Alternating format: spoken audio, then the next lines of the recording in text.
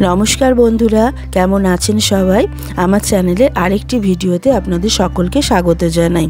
आज आबार आरेकटा रेसिपि निये चले एसेछि। आमार आजकेर रेसिपि होच्छे एग फ्राइड राइस। चलुन देरी ना करे रेसिपिटा शुरू करा जाक। एखाने कड़ाई गरम करे एर मध्य आमी सादा तेल निये नियेछि।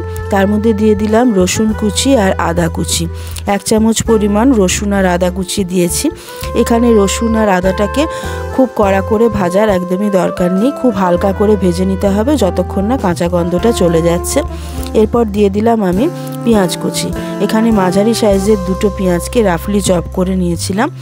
पेঁয়াজগুলো হালকা একটু ভেজে নেব, কোনোটাই খুব কড়াভাবে ভাজার প্রয়োজন নেই। পেঁয়াজটা হালকা ভাজা হয়ে গেছে। এবার এর মধ্যে আমি সবজিগুলো দিয়ে দিচ্ছি। এখানে আমি দিয়ে দিয়েছি গাজর আর বিনস, এরকম ছোট ছোট টুকরো করে দিয়েছি।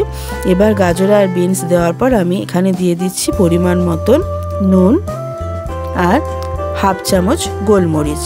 নুন আর গোলমরিচ দিয়ে গাজর আর বিনস আমি এখানে খুব ভালো করে ভেজে নেব।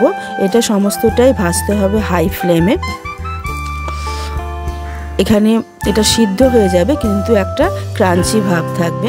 এবার আমি মাঝখানে একটু জায়গা করে এর মধ্যে আমি 4টে ডিম ফাটিয়ে দিচ্ছি। আপনারা চাইলে ডিমের পরিমাণ কমাতে বা বাড়াতে পারেন। ডিমগুলো দেওয়ার পর আমি তার মধ্যে দিয়ে দিলাম পরিমাণ মতো নুন আর অল্প একটু গোলমরিচের গুঁড়ো। এবার ডিমটাকে হালকা হালকা করে আমি নাড়াতে থাকছি। এবার মিশিয়ে দিলাম নুন আর গোলমরিচগুলো। এবার ডিমটা ভেজে নিচ্ছি। দেখুন ডিম ভাজা হয়ে গেছে। এবার সবজির সাথে ডিমটাকে খুব ভালো করে নাড়াচাড়া করে আর একটু ভেজে নেব। এবার আমি এর মধ্যে আগে থাকতে তৈরি করে রাখা ভাত দিয়ে দিচ্ছি। আমি এখানে বাসমতি চালের ভাত নিয়েছি। এবার এটাকে সবজির সাথে খুব ভালো করে মিশিয়ে নিতে হবে। খুব হালকা হাতে নাড়াচাড়া করতে হবে যাতে চালগুলো মানে ভাতগুলো ভেঙে না যায়। পরিমাণ মতন নুন দিয়ে দিলাম, গোলমরিচও দিয়ে দিলাম অনেকটা।